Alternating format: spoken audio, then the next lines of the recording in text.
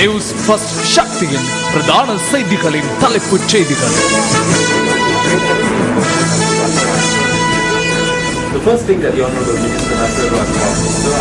வணக்கம், இது news first weekend பிரதான செய்தியின் தலைப்புச் செய்திகள்.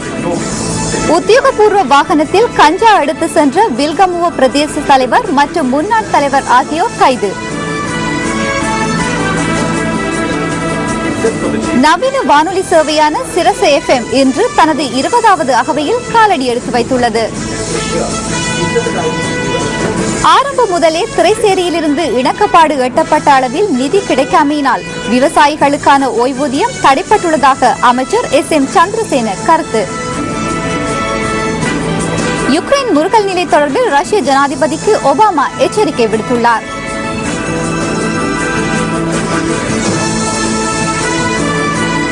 இவை உள்ளிட்ட மேலும் பல உள்நாட்டு, வெளிநாட்டு மற்றும் விளையாட்டு செய்திகளுடன் நியூஸ் ஃபர்ஸ்டின் பிரதான கலையகத்தில் கிருஷாந்த் ராஜ். நன்றி ஜனனி. அவை வீக்கெண்ட் பிரதான செய்திகளின் இன்றைய தலைப்புச் செய்திகள். இனி விரிவான செய்திகள். முதலில் உள்நாட்டு செய்திகள். உத்தியோகபூர்வ வாகனத்தில் கஞ்சா எடுத்துச் சென்ற குற்றச்சாட்டின் பேரில் வில்கமுவ பிரதேச சபை தலைவர் மற்றும் முன்னாள் பிரதேச சபை தலைவர் ஆகியோர் கைது செய்யப்பட்டு விளக்கமறியலில் வைக்கப்பட்டுள்ளனர். நாவுல பதில் நீதவான் முன்னிலையில் ஆஜர்படுத்தப்பட்ட போதே அவர்கள் விளக்கமறியலில் வைக்கப்பட்டுள்ளனர். வில்கமுவ நிப்போன் பாலத்திற்கு அருகில் வைத்து 275 கிராம் கஞ்சா போதைப் பொருளை தன்வசம் வைத்திருந்த நிலையில் வில்கமுவ பிரதேச சபையின் தலைவர் மற்றும் முன்னாள் தலைவர் ஆகியோர் கைது செய்யப்பட்டதாக போலீசார் தெரிவித்தனர். வில்கமுவ பிரதேச சபை தலைவர் ஜயந்த வீரசேகர மற்றும் முன்னாள் தலைவர் ரஞ்சித் குமாரசிங்க ஆகியோர் இவ்வாறு கைது செய்யப்பட்டுள்ளனர். அவர்கள் பயணித்த கெப் வாகனத்தை பரிசோதித்த போது அதில் கஞ்சா இருந்தவையினாலேயே அவர்களை கைது செய்தோம். வில்கமுவ போலீசாருக்கு கிடைக்கப்பெற்ற தகவலுக்கு அமைய இவர்கள் சுற்றி வளைக்கப்பட்டதாக சுற்றி வளைப்பில் நேரில் கண்ட ஒருவர் நியூஸ் ஃபர்ஸ்டுக்கு தெரிவித்தார்.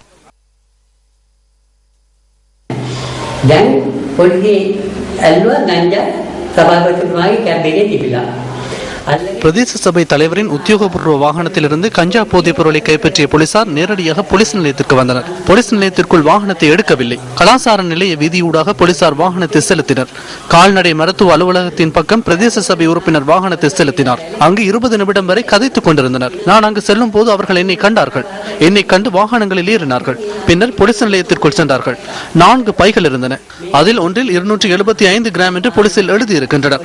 ஏனைய 3 பைகளுக்கும் என்ன நடந்தது?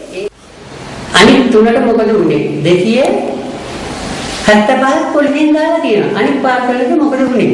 මත්ද්‍රව්‍ය එහෙම නැත්නම් මත්පැන් වැරදි වලට අදාළව කවුරු හරි වරදක්. போதைப் பொருள் தொடர்பில் எவரேனும் தவறாக செயற்பட்டால் அவர்கள் தொடர்பில் நாம் இலகுவாக நடந்து கொள்ள மாட்டோம். நிச்சயமாக சட்டத்தை உரிய முறையில் நாம் நடைமுறைப்படுத்துவோம். இது அரச வாகனம் என்று அவர் பிரதேச சபை தலைவர் ஒருவர். எனவே நாம் சட்டத்தை உரிய முறையில் நடைமுறைப்படுத்துவோம். රජයේ කැබ්‍රතයක් ඒ වගේම ප්‍රාදේශ සභාවක සභාපතිවරයෙක්. නමුත් අපි නීතියේ විධිවිධාන පරිදිම ඔහු අත්අඩංගුවට ගත්තා. රක්ෂිත බන්ධනාගාර ගත කළා. பிரதேச சபை தலைவர் மற்றும் முன்னாள் பிரதேச சபை தலைவர் ஆகியோர் நாளை வரை விளக்கமறியலில் வைக்கப்பட்டுள்ளதாக போலீசார் தெரிவித்தனர். அவர்கள் கைது செய்யப்பட்டதன் பின்னர் வில்கமுவ பகுதியில் இவ்வாறு சுவரொட்டிகள் ஒட்டப்பட்டிருந்ததை காணக்கூடியதாக இருந்தது. மெகசின் சிறைச்சாலையில் உயிரிழந்த சிறை கைதி விஸ்வலிங்கம் கோபிதாஸின் இறுதி கிரியைகள் இன்று முற்பகல் புலோலியில் அமைந்துள்ள அன்னாரது இல்லத்தில் நடைபெற்றன. யாழ்ப்பாணம் பருத்தித்துறையைச் சேர்ந்த 43 வயதான விஸ்வலிங்கம் கோபிதாஸ் பிரித்தானியாவில் பிரஜா உரிமை பெற்றவர். பயங்கரவாதிகளுக்கு உதவி புரிந்தார் என்ற குற்றச்சாட்டில் 2007ஆம் ஆண்டு கட்டுநாயக்க விமான நிலையத்தில் வைத்து இவர் கைது செய்யப்பட்டார். பின்னர் பயங்கரவாத தடுப்பு சட்டத்தின் கீழ் 2012ஆம் ஆண்டு அவருக்கு 5 வருட சிறை தண்டனை வழங்கப்பட்டது. இதன் பின்னர் பிப்ரவரி மாதம் 24ஆம் திகதி காலை வெலிக்கடை சிறைச்சாலையின் கழிவறைக்குள் இருந்து இவரின் சடலம் மீட்கப்பட்டது. இன்று காலை யாழ்ப்பாணம் புலோலி மந்திகையில் உள்ள அவரது இல்லத்தில் இறுதிக்கிரியை நடைபெற்று பிற்பகல் 1 மணியளவில் மந்திகை கருக்கம்பை மயானத்தில் பூதவுடல் நல்லடக்கம் செய்யப்பட்டது. இதேவேளை இவரின் இறப்புக்கு சர்வதேச விசாரணை கோரி புலோலி மெதடிஸ்த மிஷன் அரசினர் தமிழ் கலவன் பாடசாலைக்கு முன்பாக அரசியல் கட்சிகளினால் ஆர்ப்பாட்டம் ஒன்று முன்னெடுக்கப்பட்டது. இந்த ஆர்ப்பாட்டத்தில் தமிழ் தேசிய கூட்டமைப்பு, தமிழ் தேசிய மக்கள் விடுதலை முன்னணி, ஜனநாயக மக்கள் முன்னணி மற்றும் நவ சமசமாஜ கட்சி ஆகிய கட்சிகள் கலந்து கொண்டிருந்தன. இதன்போது அரசியல் கைதிகளின் விடுதலையை வலியுறுத்தும் வகையிலான ஸ்லோகங்களை ஏந்தியவாறு ஆர்ப்பாட்டக்காரர்கள் ஆர்ப்பாட்டத்தை முன்னெடுத்தனர். தேசிய பிரச்சினையை சர்வதேசத்தின் கவனத்துக்கு கொண்டு செல்ல வேண்டிய நிர்பந்தத்தை அரசாங்கமே ஏற்படுத்தியதாக தமிழ் தேசிய கூட்டமைப்பு தெரிவித்துள்ளது. முல்லைத்தீவில் இன்று நடைபெற்ற மக்கள் சந்திப்பொன்றில் கூட்டமைப்பின் பாராளுமன்ற உறுப்பினர் சிவசக்தி ஆனந்தன் ஜெனீவாவில் நடைபெறவுள்ள ஐநா மனித உரிமைகள் பேரவை கூட்டத்தொடர் தொடர்பில் கருத்து தெரிவித்தார். அரசாங்கத்தோடு நாங்கள் பேசி எதையுமே நாங்கள் செய்ய முடியாது, எதையும் இந்த அரசாங்கம் செய்வதற்கு தயாரில்லாத நிலையில்தான் இருக்கு. அதற்கு பிற்பாடுதான் நாங்கள் இன்னைக்கு இந்த சர்வதேச சமூகத்தை நாட வேண்டியிருந்தது. இலங்கையில் நடைபெற்றிருக்கின்ற போர்க்குற்றம், மனித உரிமை மீறல், காணாமல் போனது உட்பட இந்த 60 வருட காலமாக இந்த நாட்டில் ஏற்பட்டிருக்கிற இந்த பிரச்சனையை தீர்ப்பதற்கு இன்றைக்கு இருக்கிற அரசாங்கமோ ஜனாதிபதியோ முன்வராத பட்சத்தில் தான் இன்றைக்கு சர்வதேச சமூகத்தை நாட வேண்டி வந்திருக்கிறது. ஆகவே அந்த வகையில நாளைய தினம் ஜெனீவாவில் நடைபெற இருக்கின்ற அந்த நிகழ்வு உலக தமிழ் மக்கள், உலகத்தில் இருக்கக்கூடிய அத்தனை தமிழ் மக்களும் ஒரு பெரிய எதிர்பார்ப்போடு இருக்கிறார்கள். இலங்கையில போர்னால் பாதிக்கப்பட்டிருக்கின்ற இந்த தமிழ் மக்களுக்கு ஒரு நீதி கிடைக்க வேண்டும். நிச்சயமாக நான் நினைக்கின்றேன் நாளைய தினம் நடைபெற இருக்கின்ற இந்த ஐக்கிய நாடுகள் மனித உரிமை இந்த கூட்டம் வந்து தமிழ் மக்களுக்கு ஒரு ஒரு நிரந்தரமான ஒரு அரசியல் தீர்வையும் ஒரு நிரந்தரமான ஒரு அபிவிருத்தியையும் செய்வதற்கு வழிவகுக்கும் என்று நினைக்கின்றேன். பாணந்துறை கெசல்வத்தை பகுதியில் நேற்று நடைபெற்ற நிகழ்வு ஒன்றில் நீதியமைச்சர் ரவுப் ஹக்கீம் கலந்து கொண்டு உரையாற்றினார். පත්තරවල මුල් පිටුවල ශීර්ෂ පාට හැටියට ஸ்ரீலங்கா முஸ்லிம் காங்கிரஸ் தொடர்பிலும் காங்கிரசின் தலைவர் தொடர்பிலும் தலைவருக்கும் ஜனாதிபதிக்கும் இடையிலான சொற்சமர் குறித்து அனைத்து பத்திரிகைகளிலும் தலைப்புச் செய்தியாக வெளியாகியிருந்தது. இது அமைச்சரவையில் தொடர்ந்தும் இடம்பெறும் விடயங்கள். அமைச்சர்களுக்கும் ஜனாதிபதிக்கும் இடையில் கருத்து முரண்பாடுகள் காணப்படும். எதையும் வெளிப்படையாக பேச வேண்டும் என்று ஜனாதிபதியும் தெரிவித்திருக்கின்றார். இந்த அமைச்சரவை கூட்டத்தில் அனைவரும் எதையும் வெளிப்படையாக பேச முடியும் என்றுதான் அமைச்சரவை கூட்டத்தை ஆரம்பித்தார். இதன்போது சில பிரச்சனைகள் குறித்து என்னிடம் கேட்டார். அதற்கு நான் பதிலளித்தேன். சில சமயம் ஜனாதிபதியும் காரசாரமான முறையில் பதிலளித்தார். இதன்போது சில விடயங்கள் ஆவேசமாக கூற வேண்டியிருக்கும். எனவே இவ்வாறான சிறிய விடயங்கள் பெரிதுபடுத்தி காண்பிக்கப்படுகின்றன. නිකම් මෝල් ගහක් වගේ දෙයක් ඉතින් විශාල පර්වතයක් ඇටියට පරිවර්තනය කරන දේවල් සිදු වෙනවා. குறுகிய நோக்கங்களுக்காக அரசியலில் ஈடுபடுகின்றவர்களை தோற்கடிக்க வேண்டும் என ஐக்கிய தேசிய கட்சியின் கொழும்பு மாவட்ட வேட்பாளர் SM மரிக்கார் நேற்று நடைபெற்ற மக்கள் சந்திப்பின் போது தெரிவித்தார். கல்கிஸ்ஸ வடரப்பல பிரதேசத்தில் நேற்று பிற்பகல் இந்த மக்கள் சந்திப்பு இடம்பெற்றது. ஸ்ரீலங்கா முஸ்லிம் காங்கிரஸ் இந்த அரசாங்கத்திலே உள்ளது. இந்த கட்சியின் தலைவர்கள் அரசாங்கத்துடன் இணைந்து அனைத்து சுகபோகங்களையும் அனுபவிக்கின்றனர். தேர்தல் காலங்களில் மாத்திரம் தனித்து போட்டியிடுகின்றனர். அரசாங்கத்திற்கு எதிராக முஸ்லிம் காங்கிரசுக்கு வாக்களித்த முஸ்லிம் மக்களின் உரிமைகளையும் முஸ்லிம் காங்கிரஸ் காட்டிக் கொடுக்கின்றது. தற்போது கொழும்பில் உள்ள முஸ்லிம் மக்களுக்கு பாரிய பிரச்சனை உள்ளது. இதன் காரணமாக அரசாங்கத்திற்கு வாக்களிக்க மாட்டார்கள் என்பது தெரியும். இதனால் தான் தனியாக தேர்தலில் போட்டி பின்னர் அரசாங்கத்துடன் ஒன்றிணைக்கின்றனர். அவர்களின் காட்டிக் கொடுப்பிற்கு உடன்பெறுகின்றீர்களா இல்லையா என்பதை நீங்களே தீர்மானிக்க வேண்டும். கொழும்பு மாவட்ட மக்கள் அச்சமின்றி வாழ்வதற்கான சூழலை உருவாக்குவதாக ஐக்கிய மக்கள் சுதந்திர கூட்டமைப்பின் கொழும்பு மாவட்ட வேட்பாளர் ஹிருணிகா பிரேமச்சந்திர தெரிவிக்கின்றார். கொழும்பு அலுத்கடை பகுதியில் நேற்று நடைபெற்ற மக்கள் சந்திப்பின் போதே அவர் இவ்வாறு தெரிவித்தார். ஐக்கிய மக்கள் சுதந்திர கூட்டமைப்பின் மத்திய கொழும்புக்கான பிரதான பிரசார காரியாலயம் நேற்று பிற்பகல் கொழும்பு அலுத்கடையில் ஹிருணிகா பிரேமச்சந்திர தலைமையில் திறந்து வைக்கப்பட்டது.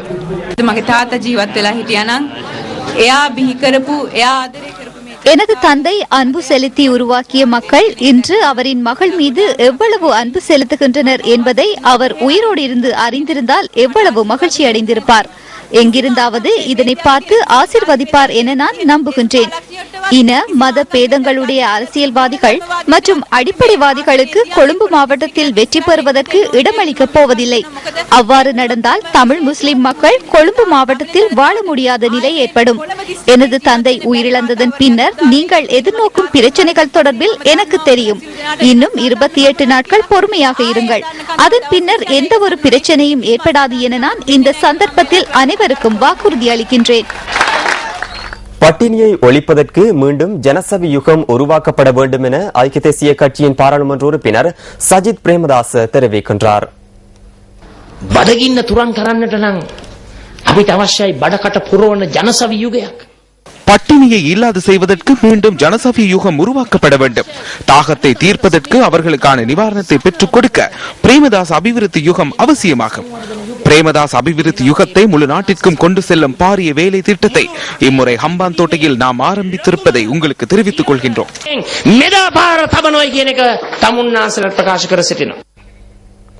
ஜனநாயக கட்சியின் மக்கள் சந்திப்பு ஒன்று கொலனாவை பகுதியில் நடைபெற்றது.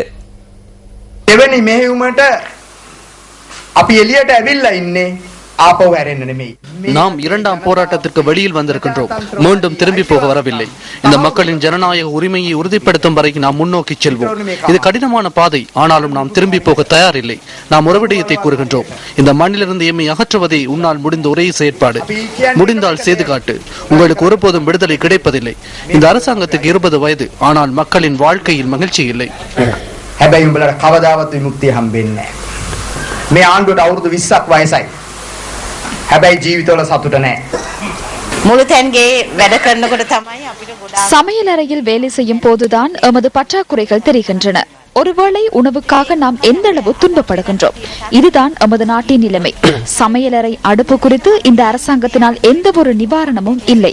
சமையலறையில் இருந்து கொண்டு நாம் வயிற்றை பற்றி மாத்திரமே பேசுகின்றோம். நாட்டில் உள்ள ஏனைய பிரச்சனைகள் குறித்து யாரும் பேசுவதில்லை. எனக்கு கவுருத் கதா කරන්නේ නෑනේ. ஐக்கிய தேசிய கட்சியின் கொழும்பு மாவட்ட வேட்பாளர் ஜயந்த டி சில்வா வனாத்தமுள்ள விகாரையில் இன்று இடம்பெற்ற நிகழ்வொன்றில் கலந்து கொண்டு உரையாற்றினார். முரளை வனாத்தமுள்ள விகாரையில் முன்னெடுக்கப்படுகின்ற அறநெறி பாடசாலை மாணவ தலைவர்களுக்கான சின்னம் அணிவிக்கும் நிகழ்வு இன்று நடைபெற்றது.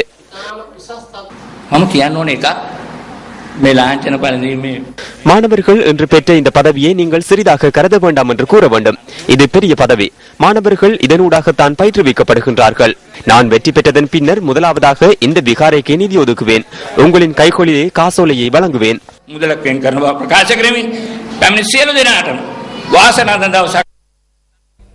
ஐக்கிய மக்கள் சுதந்திர கூட்டமைப்பின் மேல் மாகாண சபை வேட்பாளர் சட்டத்தரணி சுசாரதினால் நேற்று மினுவாங்கொட பகுதியில் மக்கள் சந்திப்பொன்றில் ஈடுபட்டார். மினுவான்கொட பீலவத்த பகுதியில் இந்த மக்கள் சந்திப்பு இடம்பெற்றது. மாகாண சபை தேர்தல் நடவடிக்கையின் போது மாவட்டத்தில் உள்ள அனைத்து பகுதிகளுக்கும் செல்ல வேண்டும் என்று எமது மாவட்ட தலைவர் அமைச்சர் பசில் ராஜபக்ச கூறினார். மாவட்டத்தில் உள்ள அனைவரும் என்னை பெயரளவில் அறிந்து வைத்துள்ளதாக அவர் கூறினார். முதலமைச்சரையும் அமைச்சர் லான்சாவையும் தவிர அனைவரும் என்னை அறிந்து வைத்துள்ளதாகவும் அவர் கூறினார். அதனால் முழு மாவட்டத்திலும் தேர்தல் பிரசார நடவடிக்கைகளை மேற்கொள்ளுமாறு கூறினார். இந்த தேர்தல் தொகுதியில் வாக்கு வீதத்தை அதிகரித்து காண்பிக்குமாறு எனக்கு கூறினார். எனவே இந்த நடவடிக்கைகளை விரிவான முறையில் கீழ்மட்டத்திலிருந்து முன்னெடுக்க எதிர்பார்க்கிறோம். இந்த தேர்தலில் நீங்கள் அனைவரும் சிந்தித்து வாக்களிக்க வேண்டும் என உங்களிடம் நான் கேட்டுக்கொள்கின்றேன். செய்திகள் தொடர்கின்றன. எமது சகோதர வானொலி சேவையான சிரஸ் எஃப்எம் தனது 20வது பிறந்த நாளை இன்று கொண்டாடுகின்றது. பதவி பிரமாணத்தின் 20வது ஆண்டு நிறைவு என்ற தொனிப்பொருளில் மாத்தறையில் பிறந்தநாள் கொண்டாட்டங்கள் நடைபெற்றன. ප්‍රාප්තියේ 20 වැනි වසර සමරන ලංකාවේ රේඩියෝපති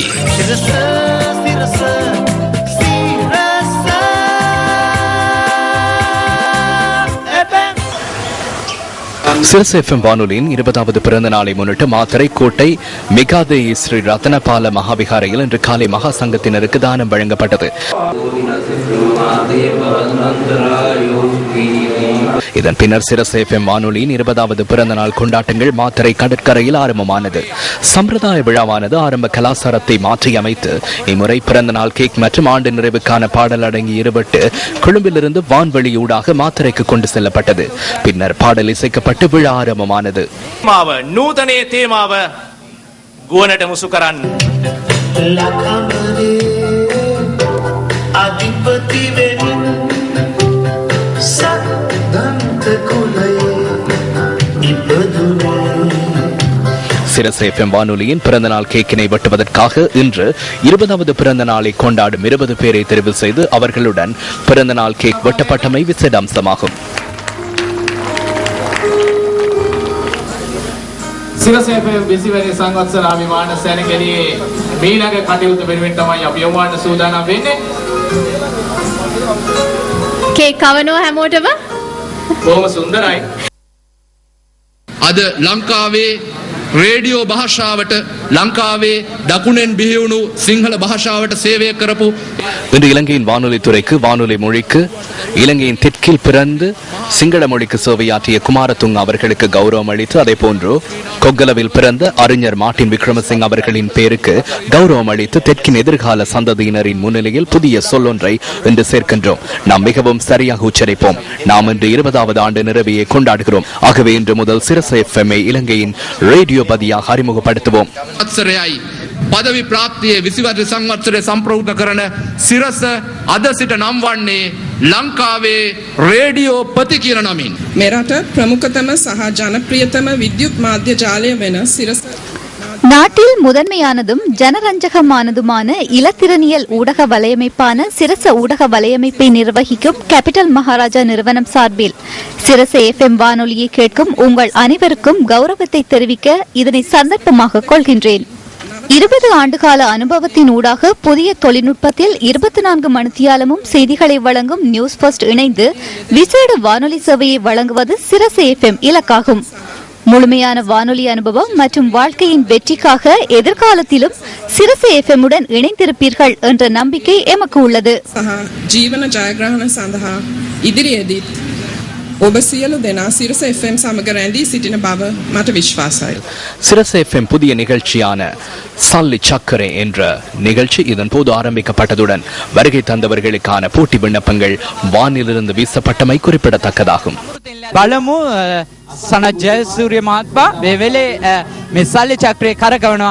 අපි බලමු ඇගේ වාසනාව කොයි විදියට හිමු වෙයිද කියලා.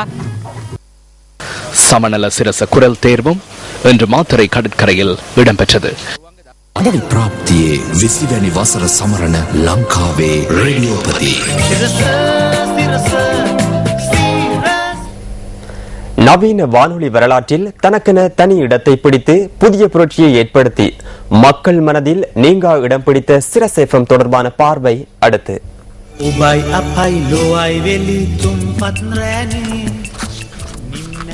நாட்டில் தொடர்பாடல் துறையில் புதிய பரிணாமத்தை ஏற்படுத்திய சிரச எஃப்எம் 1994 ஆண்டு மார்ச் மாதம் 2ஆம் திகதி ஆரம்பிக்கப்பட்டது.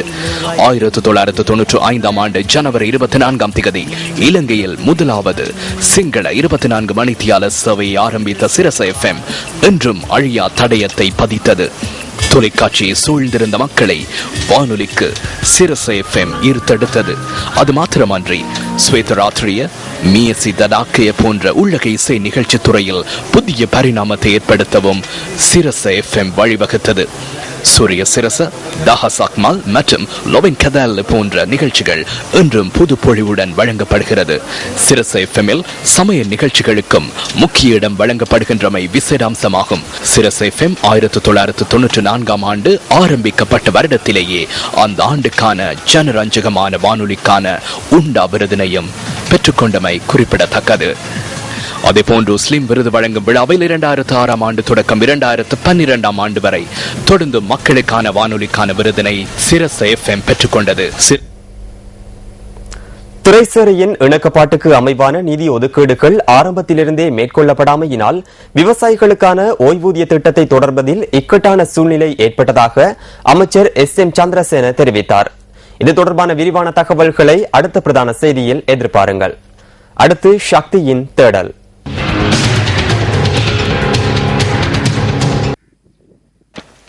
உரிய திட்டமிடலின்மை மற்றும் அதிகாரிகளின் அசம்பந்த போக்கினால் மக்களின் வரிப்பணம் வீண்விரயமாகும் சம்பவங்களும் பதிவாகின்றன. அம்பாறை மாவட்டம் அட்டாளைச்சேனை பிரதேசத்தில் உள்ள விவசாய நிலப்பகுதியே இது. இந்த பகுதியில் உள்ள நெற்காணிகளின் மேலதிக நீரை வெளியேற்ற இந்த விவசாய நிலப்பரப்பினூடாக வாய்க்கால் தூண்டப்படும் நடவடிக்கை முன்னெடுக்கப்பட்டு வருகிறது. கிழக்கு மாகாண நீர்ப்பாசன அமைச்சின் நிதி ஒதுக்கீட்டில் மத்திய அரசாங்கத்தின் நீர்ப்பாசன திணைக்களத்தினால் இந்த நடவடிக்கை முன்னெடுக்கப்படுகிறது. இந்த பகுதி வாய்க்காணிகளின் மேலதிக நீரை வெளியேற்றுவதற்காகவே இவ்வாறு வாய்க்கால் தோண்டப்படுவதாக அதிகாரிகள் தெரிவிக்கின்றனர். எனினும் இந்த வாய்க்கால் தமது காணிகளூடாக பிழையான முறையில் தோண்டப்படுவதாக பிரதேச விவசாயிகள் குற்றம் சாட்டியுள்ளனர். இந்த பூமியில மேலால எங்களுக்கு வடிச்ச பாய்ச்சல் வாய்க்கால் உண்டு. அதில் இருந்தது ஒரு 3.5 அடி அகலத்தில். இந்த வாய்க்காலை பெருப்பித்தான் கொஞ்சம் நல்ல மணி சொல்லி கிழக்கு மாகாண அமைச்சு வடிகால் அமைச்சினாலே எங்களுக்கு அறிவுறுத்தப்பட்டதை தொடர்ந்து நாங்கள் இதுக்கு சரி ஓரளவு செஞ்சால் ரெண்டு பக்கத்தாக்கள் நல்ல மணி நாங்கள் யோசிச்சோம். 2 பக்கத்தாக்களையும் கூப்பிட்டு இது செய்யாம இவர்கள் தாழ்ந்தோட்டத்தனமாக செஞ்சு வந்தார்கள். என்றாலும் ஒரு அளவு நாங்கள் வந்து பார்த்தோம், ஒரு அளவு இது சரியா தான் இருந்தது. ஆனா அதன் பின்னர் இதை வேணுமென்று எங்கட பக்கத்தால முற்று முழுதாக எங்கட பக்கம் திருப்பி இந்த ஒரு ஒரு புது வாய்க்கால் ஒன்றை மேலும் கொண்டு போறார்கள். இதனை கருத்தில் கொண்ட அதிகாரிகள் தோண்டப்பட்ட வாய்க்காலை மூடி தருவதாக உறுதியளித்ததாக விவசாயிகள் குறிப்பிடுகின்றனர். எங்கட வயல் குறுக்கு வயல் எங்கட சொந்த காணிக்குள்ளால குறுக்காலவே நடுவால வெட்டி கொண்டு அவங்க போய்கொண்டிருக்காங்க. அத்தோடு வேறொரு திசையினூடாக வாய்க்கால் தோண்டும் நடவடிக்கை தற்போது முன்னெடுக்கப்பட்டு வருவதாக எமது பிராந்திய செய்தியாளர் குறிப்பிடுகின்றார். இந்த வாய்க்காலும் தமது வயற்காணிகளை ஊடறுத்து சட்டவிரோதமான முறையில் தோண்டப்படுவதாக மற்றும் ஒரு தரப்பினர் தெரிவிக்கின்றனர். அங்கு இல்லாத வாய்க்கால், அந்த மேற்கு பக்கமாக சென்ற வாய்க்கால் இப்போது எங்களுடைய வயல் குறுக்காக கிழக்கு பக்கமாக குறுக்கு மறக்கமாக தோண்டி எங்களுடைய வயல் நெற்காணியை அழித்து ஒரு திட்டமில்லாத படி அங்கு வாய்க்கால்கள் தோண்டி அமைக்கப்பட்டு வருகின்றன. இதனால் எங்களுடைய காணியை நாங்கள் இழப்பதோடு அரசாங்கம் டெவலப்மெண்ட் ஒர்க்குகளுக்காக ஒதுக்கப்பட்ட பணம் வீண் விரை செய்யப்படுகின்றது. இந்த நிலையில் வாய்க்கால் தோண்டும் நடவடிக்கை தற்போது சர்ச்சைக்குரிய விடயமாக மாறியுள்ளது. வாய்க்கால் தோண்டுவதும் மூடுவதுமாக அதிகாரிகளின் நடவடிக்கை கேலி கூத்தாக மாறியுள்ளது. இது அரசாங்கத்தினுடைய சொத்தை வீண் விரையும் செய்யறதாக நாங்கள் கருதுகிறோம். ஒரு திட்டமிடல் இல்லாமல் ஏற்கனவே ஒரு வாய்க்காலை தோண்டி பணத்தை வீணாக்கி போட்டாங்க. திரும்பவும் பணத்தை வீணா செலவழிக்காங்க. இது அரசாங்கத்தில் பணம் என்றால் அது பொதுமக்களோட பணம். இது மக்களுக்காக தோண்டப்பட்டது. அதை திரும்ப மூடுவதாகவும் வேறொரு வாய்க்கால் எங்கள் வயலுக்குள்ள திரும்ப தோண்டுவதாகவும் இருந்தால் இந்த அரசாங்கத்தை பணம் வீண் விரயம் செய்யப்படும் என்பதை நாங்கள் அறிகின்றோம். ஆகவே இது அரசாங்கத்துக்கு நட்டம், பொதுமக்களுக்கு மட்டம், யாருக்கும் எந்த லாபமுமே கிடைக்கப் போவதில்லை. பிரதேச மக்களின் கருத்துக்களை கேட்டு உரிய திட்டமிடலின்றி நீர்ப்பாசன திணைக்களத்தின் பொறியியலாளர்களும் அதிகாரிகளும் செயற்படுகின்றமை ஏற்றுக்கொள்ளக்கூடியதா? வாய்க்கால் தோண்டுவதற்காகவும் பின்னர் மூடுவதற்காகவும் மக்களின் வரிப்பணமே வீண் விரயம் செய்யப்பட்டுள்ளது என்பதை மறுக்க முடியாது. மக்களின் பணம் 1 ரூபாயேனும் வீண் விரயமாக்கப்படுவதை ஒருபோதும் ஏற்றுக்கொள்ள முடியாது என்பதோடு இவ்வாறு முறையான திட்டமிடலின்றி செயற்படும் அதிகாரிகள் தொடர்பில் நடவடிக்கை எடுக்க வேண்டும் என விவசாயிகள் குறிப்பிடுகின்றனர். கிழக்கு மாகாண முதலமைச்சரை இது உங்களின் கவனத்திற்கு.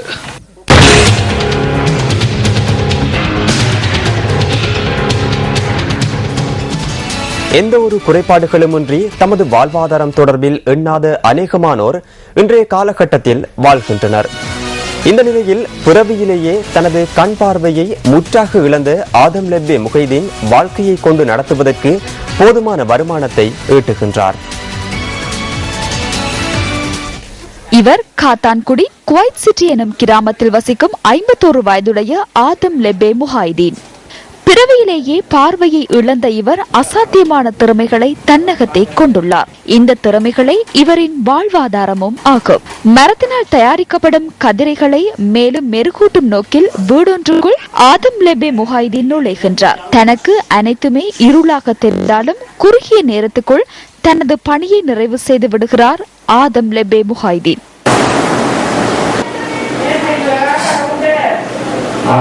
1962 குழந்தை கண் பார்வை இல்லாது கைக்கரைகள் தானே கதவை பின்னுவதிலும் எலக்ட்ரிக் தொழில்களிலும் ஈடுபட்டு ஏதோ கலாயத்தில் போய்கொண்டிருக்கின்றது. சிறந்த கண் பார்வையை கொண்ட பலர் தமது தொழிலை செவ்வனை மேற்கொள்ள முடியாது தவறிழைக்கும் நிலையில் மின் உபகரணங்களையும் இவரால் பழுது பார்க்க முடியும் என்பது எம்மை ஆச்சரியப்பட வைக்கிறது. மின்விசிறி, மின்னடுப்பு, வானொலி, தொலைக்காட்சி என அனைத்து மின் உபகரணங்களையும் ஓரிரு நிமிடங்களில் திருத்தக்கூடிய இயலுமையை இவர் கொண்டுள்ளார்.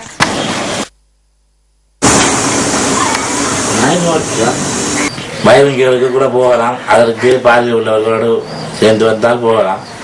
டேபிள் ஃபேன், சீலிங் ஃபேன் மற்றும் தையல் மிஷின்கள் கூட செய்யக்கூடிய வாய்ப்புகள் எனக்கு என்னால் முடியும். மிக்கிங் மிஷின், சிப்செட் மற்றும் ஓலக் மிஷின்கள் வெற்றிகள் என்னால் திருத்தக்கூடிய வாய்ப்புகள் உள்ளன. சுகவீனமுற்றுள்ள தனது பெற்றோருக்கும் இவர் தன்னாலான உதவிகளை வழங்குகின்றார். மின் உபகரணங்களை திருத்தும் போது தனக்கு ஏற்பட்ட அனுபவங்களை ஆதம் லெபே முஹைதீன் எம்முடன் இவ்வாறு பகிர்ந்து கொள்கிறார். எனக்கு 8 வயதிலிருந்து நாட்டம் இதில் செய்ய வேண்டும், வாங்க வேண்டும் என்று இருந்தாலும் நான் 27 கலந்திலே கூட கணக்கத்தரங்கள் அதிகம் வாங்கியிருக்கின்றேன். அது வாங்கி தூக்கியெல்லாம் என்னை இறந்திருக்கின்றது. இருந்து எனது முயற்சியை நான் விடவில்லை. நான் கை நீட்டி தர்மம் வாங்கி வாழ்வதை விட எனக்கு சேர்ந்த தொழிலை வைத்து அவள் சிறப்பாக வாழ வேண்டும் என்றுதான் என்னுடைய அவா. எனக்கு தனியாக போய்கொள்ளக்கூடிய சூழ்நிலைகள் குறைவு காரணத்தினால் மக்கள் என்னை ஏற்றிக்கொண்டு போகக்கூடியவர்களும் வருவார்கள். நல்ல மனம் படைத்தவர்கள் எனக்கு ஒரு சிறு உதவியை நாட்டினால் கூட நான் ஏற்றுக்கொள்வேன். இவ்வாறான தமது தேவைகளை நிவர்த்தி செய்வதற்காக இந்த பகுதியில் உள்ள அநேக மாணவர்கள் இவரை அழைத்துச் செல்கின்றனர். இவருள் இருக்கும் திறமைகளும் தனது கடமைகளை சரிவர மேற்கொள்ளும் ஆற்றலும் பார்ப்பவர்களை ஆச்சரியத்தில் ஆழ்த்தினாலும் இன்றைய சமூகத்துக்கு இவர் ஒரு உதாரண புருஷர் என்றும் கூட கூறலாம். பிறவியிலேயே கண் பார்வையை இழந்த இவருக்கு இதுவரையிலும் எந்த ஒரு உதவியும் கிடைக்கவில்லை என்பது வருத்தமளிக்கின்றது. திறமை இருப்பின் அதற்கு ஊனம் ஒரு தடையல்ல என்பதே ஆதம் லெபே முஹைதீன் எமக்கு கற்றுக் கொடுக்கும் பாடம். உங்கள் வாழ்க்கை எங்கள் செய்தி. நிருசுவில் உசன் ஸ்ரீ கந்தசுவாமி ஆலய மகா சங்காபிஷேக ஸ்கந்த ஹோம பெருவிழா இன்று நடைபெற்றது. யாழ் தென்மராட்சியில் பழமையும் பெருமையும் பொருந்திய திருத்தலமாக உசன் கந்தசாமி ஆலயம் விளங்குகின்றமை குறிப்பிடத்தக்கதாகும். உசன் ஸ்ரீ கந்தசுவாமி ஆலயத்தில் இன்று காலை முதல் விசேட யாக பூஜை, ஸ்கந்த ஹோமம் என்பன இடம்பெற்றன. தொடர்ந்து 40 விசேட திரவியங்களை கொண்டு மகோனத பாண்ய சன்னிய சகித 108 வலம்புரி சங்குகளால் அபிஷேகம் நடத்தப்பட்டமையும் குறிப்பிடத்தக்கது. இலங்கையில் புகழ்பூத்த சிவாச்சாரிய பெருமக்களால் ஹோம பூஜையும் சங்காபிஷேகமும் ஆகம முறைப்படி சிறப்பாக நடத்தி வைக்கப்பட்டன. இந்த ஹோம அக்னினாலே நாட்டிலே இருக்கின்ற அனைத்து ஜீவகோடிகளும் நன்மை அடையவும் இந்த ஹோமத்தை உருவாக்கி செய்து கொண்டிருக்கின்றார்கள். அரசருடைய காலத்திலே இப்படியான ஹோமங்கள் ஆங்காங்கு நடைபெற்றாலும் இந்த கலியுக காலத்திலே கந்தவேள் பெருமானுடைய சன்னிதானத்திலே நடைபெறுகின்ற இந்த ஹோமம் மிகவும் மேன்மை பொருந்தியதும் உன்னதம் என்று சொல்லப்படுகின்றது. லண்டன் காலேஜ் மூலம் தொழில் வாய்ப்புடன் வெளிமடை கல்வெல பகுதியின் உமா ஓயாவில் குளிக்கச் சென்று நீரில் மூழ்கி உயிரிழந்த 2 சிறுவர்களினதும் இறுதி கிரியைகள் இன்று இடம்பெற்றன. 11 மற்றும் 13 வயதான 2 சகோதரர்களே இவ்வாறு உயிரிழந்துள்ளனர். இதேவேளை பண்டாரவளை பன்னலகல பகுதியில் குளிக்கச் சென்று நீரில் மூழ்கி காணாமல் போன 2 இளைஞர்களினதும் சடலங்களை கடற்படையினர் இன்று மீட்டுள்ளனர். வெளிமடை திமுத்துகம நுகத்தலாவ பிரதேசத்தைச் சேர்ந்த முகமது இர்ஷான் மற்றும் முகமது ருக்ஷான் ஆகிய சகோதரர்கள் கல்வல பிரதேசத்தின் உமா ஓயாவில் நீராடுவதற்காக நேற்று பிற்பகல் சென்றனர். இதன்போது இளைய சகோதரர் முகமது இர்ஷான் குளிப்பதற்கு நீரில் இறங்கி சில நிமிடங்கள் கடந்தும் அவர் வெளியே வரவில்லை. இதனைத் தொடர்ந்து தனது சகோதரனை தேடும் நோக்கில் முகமது ருக்ஷான் நீரில் இறங்கியுள்ளார். அவர்கள் நீரில் மூழ்கிய நிலையில் பிரதேச மக்கள் அவர்களை மீட்டு வைத்தியசாலையில் அனுமதித்துள்ளனர். இருப்பினும் அந்த சந்தர்ப்பத்தில் அவர்களின் உயிர் அவர்களை விட்டு பிரிந்திருந்ததாக போலீஸ் ஊடக பிரிவு தெரிவிக்கின்றது. இதேவேளை பண்டாரவளை பனன்கல பகுதியில் குளிக்கச் சென்று 17 வயதுடைய உப்புல் குமார மற்றும் 18 வயதுடைய HM உப்புல் மதுசங்க ஆகிய 2 இளைஞர்கள் உயிரிழந்துள்ளனர். பண்டாரவளை சாமவத்தேகம பகுதியைச் சேர்ந்த இவர்கள் உறவுமுறை சகோதரர்கள் என்பது குறிப்பிடத்தக்கது. உயிரிழந்த உப்புல் மதுசங்க இலங்கை ராணுவத்தின் கொமாண்டோ படையில் சேர்வதற்கு தயாராக இருந்ததாக அவரின் உறவினர்கள் தெரிவிக்கின்றனர். பிரேத பரிசோதனைகளுக்காக சடலங்கள் பண்டாரவளை வைத்தியசாலையில் வைக்கப்பட்டுள்ளன. சர்வதேச தர்ம மாநாட்டின் இறுதி நாள் இன்றாகும். தம்பதி வசாஞ்சிக்கு அருகில் உள்ள போபால் நகரத்தில் இந்த மாநாடு நடைபெறுகின்றது. இது தொடர்பான மேலதிக தகவல்களை அடுத்த செய்திகளில் எதிர்பாருங்கள். இனி வெளிநாட்டு செய்தி. தொடர்ச்சியான அச்சுறுத்தல் மற்றும் கிரைமியாவுக்கு தனது படையினரை அனுப்பியமீனூடாக யுக்ரைனின் இறைமைக்கு பங்கம் விளைவித்தமை தெளிவாவதாக அமெரிக்க ஜனாதிபதி ரஷ்ய ஜனாதிபதிக்கு தெரிவித்துள்ளார். இதேவேளை கிரைமியாவின் பனிப்போர் உச்சகட்டத்தை அடைந்துள்ள நிலையில் யுக்ரைன் தனது படைகளை மீள பெற்றுள்ளது. இது தொடர்பான மேலதிக தகவல்களை நியூஸ் ஃபர்ஸ்டின் அடுத்த பிரதான செய்திகளில் எதிர்பாருங்கள். இத்துடன் நியூஸ் ஃபர்ஸ்டின் இரவு 8 மணி பிரதான செய்தி நிறைவடைகின்றது. மீண்டும் சந்திக்கலாம் நியூஸ் ஃபர்ஸ்டின் 10:45 பிரதான செய்திகளுடன்.